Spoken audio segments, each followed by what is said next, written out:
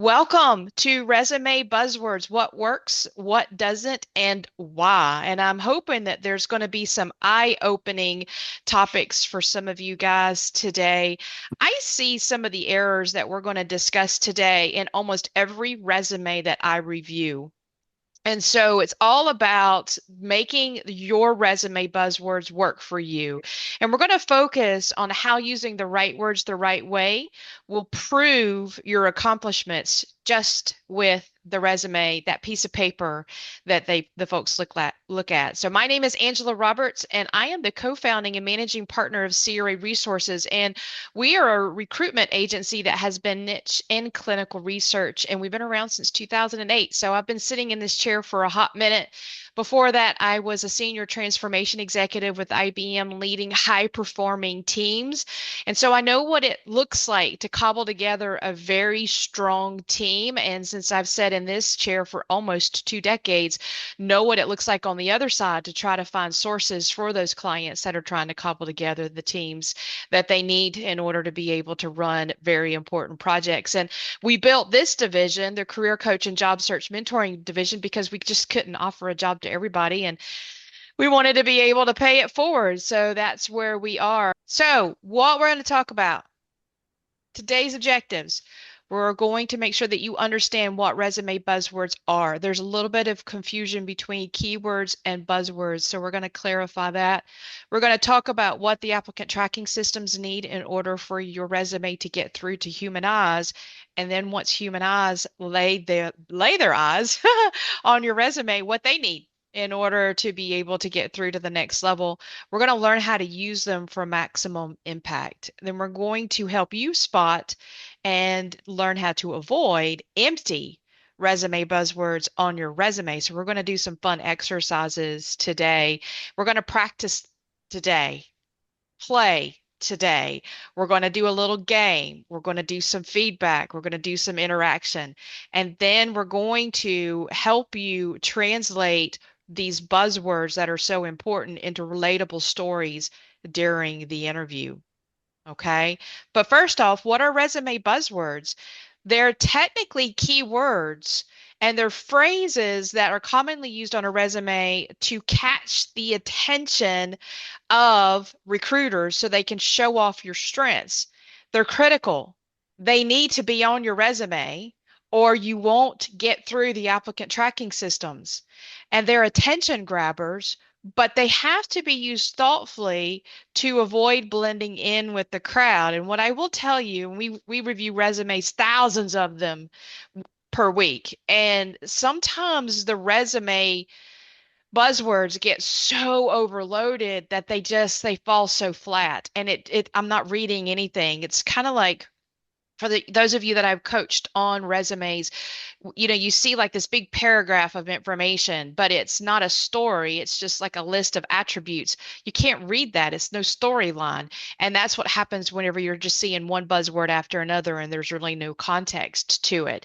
And buzzwords in general are considered power words. But what I want to do for a minute, and some of you guys have heard me explain this, but not all of you. So I want to spend a couple of minutes on how applicant tracking systems work. And I'll start with how we use it as a firm. Let's say that we get a job from one of our clients and they're doing a multiple myeloma study. And they tell us that they're looking for senior, seasoned, experienced industry CRAs. So some of the keywords that we would actually put into the applicant tracking system whenever we open up the job might be things like clinical research associate or senior clinical research associate. We might indicate that they need to have had 5 years in that space, and applicant tracking systems will be able to do that math for you. We would make sure that they've got heme-oncology or oncology on their resume. We might look to see if they've got multiple myeloma on their resume. Let's say it's a phase one, so we're going to put phase one as a keyword. We care about the location. All of these things we're going to list into the applicant tracking system as absolute have to haves or really, really strong, desirable, like to have attributes for those individuals.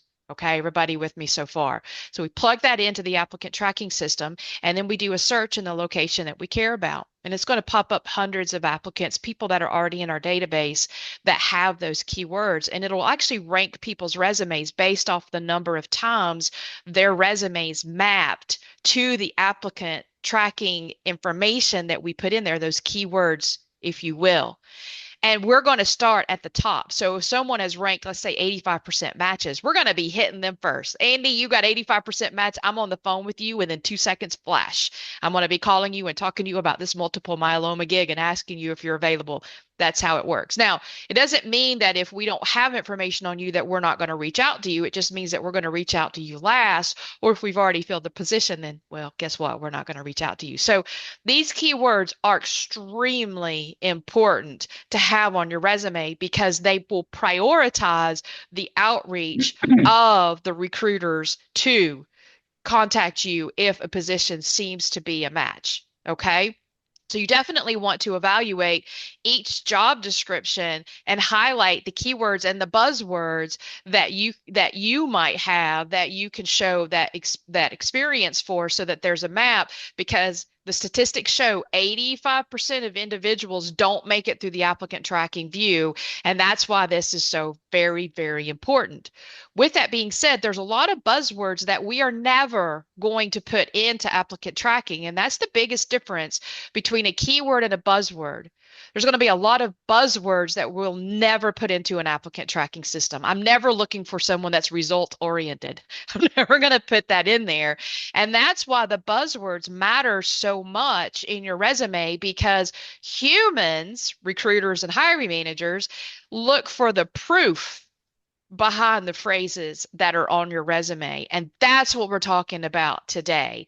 Because if the buzzwords are vague, or if they're misleading because they don't really anchor anything, they're not going to attract attention. They're just going to be fluff. So, for example, how many of you guys maybe have the term proven track record on your resume?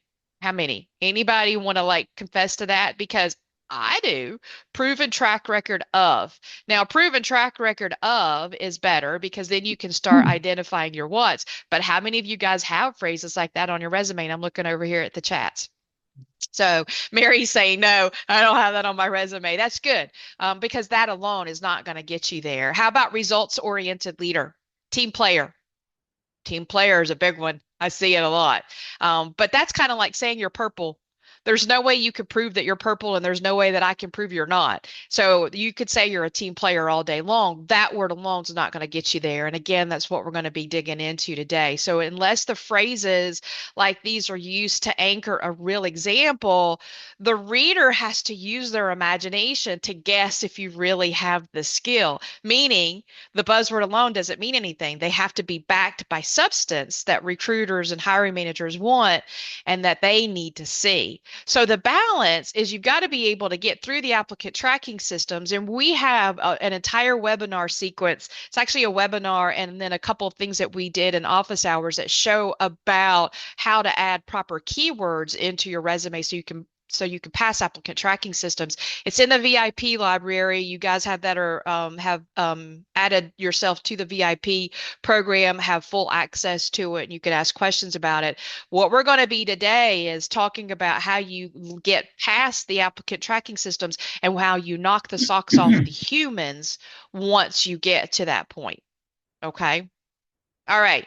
It's about the substance, and that's what we're going to be digging into. Now, there are 4 types of resume buzzwords. But I want to say this because I think this is really important. I do SEO all the time, especially whenever I'm publishing things, because search engine optimization it does get you found, but what you're really trying to do too is you're trying to understand what your audience is shopping for. And whenever you do an analysis of keywords on the internet, you try to identify how many times a keyword phrase is searched for, and then it'll give you a little bit of an idea as to how important that keyword phrase is to individuals. What I will tell you is that resume buzzwords is a keyword that is searched almost 10,000 times a month. 10,000 times a month. So candidates just like you are searching the keyword phrase resume buzzwords. I need resume buzzwords for my resume. Best resume buzzwords to use for my resume. And so they're searching for that all the time. And there are 4 big buckets of resume buzzwords. The first one is just your basic skills, and that's what crosses over as keywords too. And so that's where we would take a look at project management, oncology, multiple myeloma, phase one, site management, those types of things that are both hard skills and then also soft skills. So those are just your skills. We're not going to be spending a lot of time on that today because you know what your skills are. Your therapeutic table will help with a lot of that and different things that you can do as well. But that those are also considered buzzwords. What we want to really focus on are the results buzzwords. What did you do? Did you increase revenue? Did you improve efficiency? Did you drive improvement into certain processes? The results are going to be really critical to show on your resume rather than just tasks, but the actual results that you show. And a lot of that comes from action verbs. And we're going to be spending a lot of time on action verbs because I really think that's probably the most important thing on your resume are your action verbs. And if you look at your resume and you don't have a lot of action verbs on there, that might be why you're falling a little bit short. So the action verbs could be things like implemented, I led, I created, those types of things. And then, of course, there's the personality traits. I'm a motivated individual. I'm dynamic. I'm flexible. I'm a team player. I'm a people person. I'm a this, that, or the other. Those are your four types of buzzwords. And I've given you some bonus references, and those will be on the replay page as well. But here are a few of them that I think are really handy for you to have access to is 200 plus power words to strengthen your application, 144 resume buzzwords that will help you get the interview, and then 150 plus best adjectives to describe yourself. I think these are all really good and definitely go out and take a look at them because there's some great content in these articles. But not all buzzwords are equal.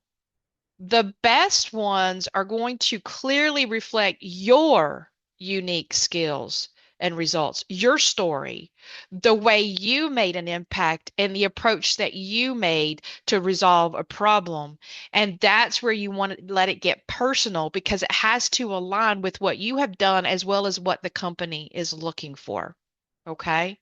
I want to talk a little bit more about the action verbs. Like I said, I think this is probably the most important aspect of it because if you're using the right action verbs, all of the other things will become very clear. Your skills are going to become clear. Your results are going to become clear. And the action verbs will even help your personality traits become clear. Even things like passion are going to leap right off the page when you talk about the actions that you took in order to solve problems or to accomplish something.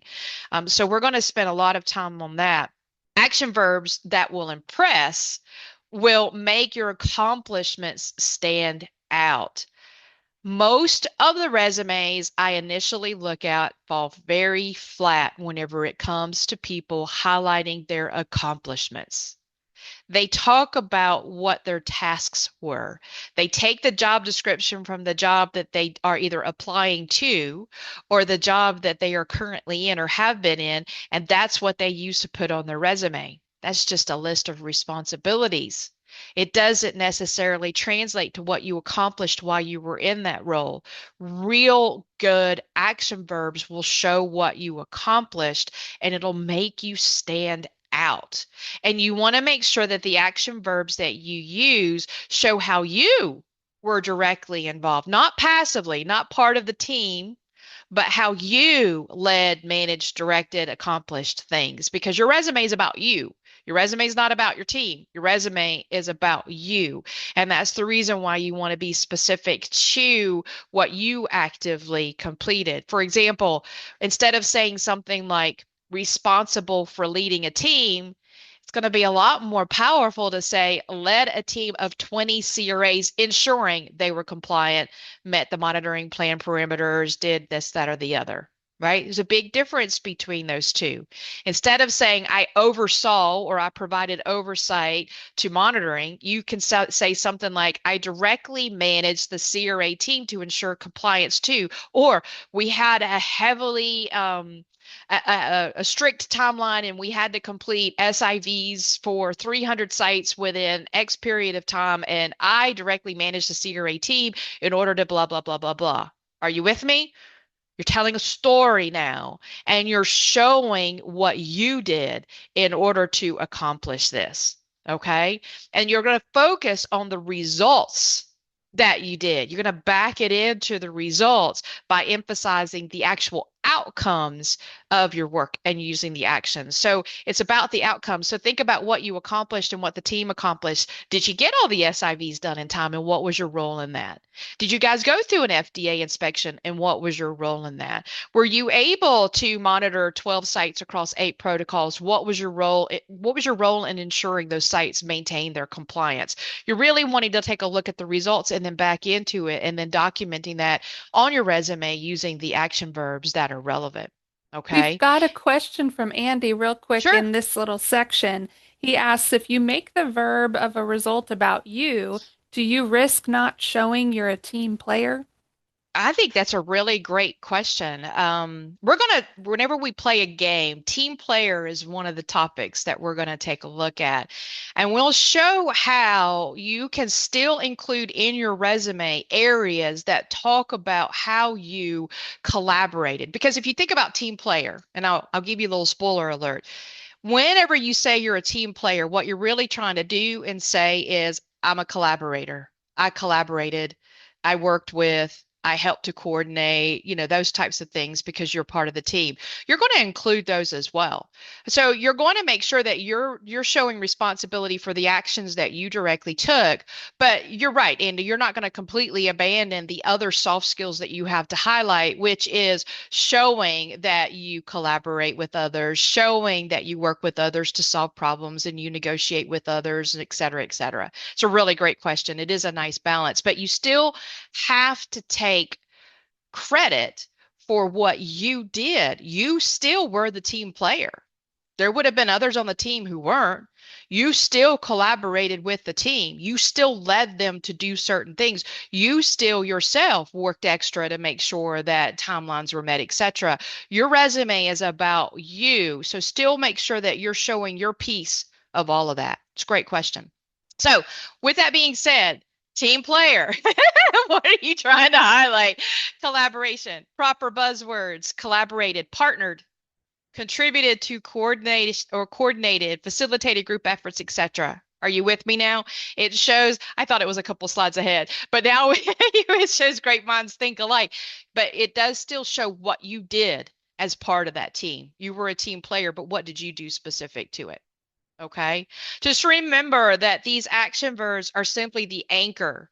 So you want to be clear that you follow it with what you really did, because that's going to be the key whenever people are reading your story. I talk about this all the time. Your resume, your LinkedIn profile, it's a novel. I've got to be able to read it like a novel. If it is just a bunch of fluff on a piece of paper, I don't know anything about you. And it's going to be very hard for me to move forward with you.